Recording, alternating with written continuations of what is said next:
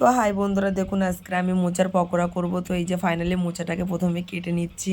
তো দেখুন এক এক করে মোচাটা প্রথমে সবই কেটে নেব, সুন্দর করে কেটে জলে বুড়িয়ে দিলাম, দিয়ে ফাইনালি মোচাটা ধোয়ার জন্য চলে আসলাম।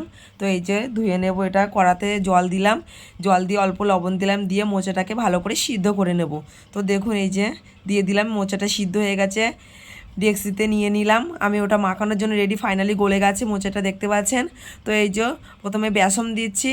তো বেসন দেওয়ার পরে লবণ দিলাম, একটু লবণও দেওয়া ছিল, যে যেমন খাবে স্বাদ হিসাবে লবণ দেবে।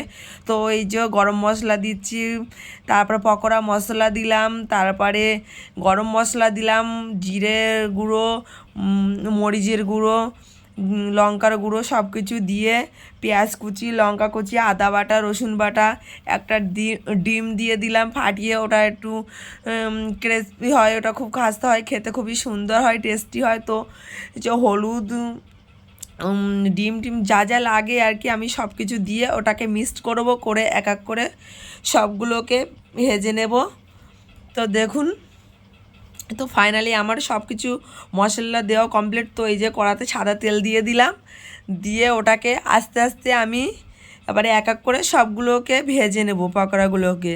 তো দেখুন এই যে ফাইনালি আমার বেশ লো মিডিয়ামে দিয়ে রাখলে হবে না, আর খুব জোরে দিলেও হবে না, ওটাকে মিডিয়াম আছে রাখতে হবে, রেখে এক এক করে সবগুলো ভেজে নিতে হবে। তো আমি এই যে ফাইনালি এক এক করে ওগুলো সব ভেজে নেবো।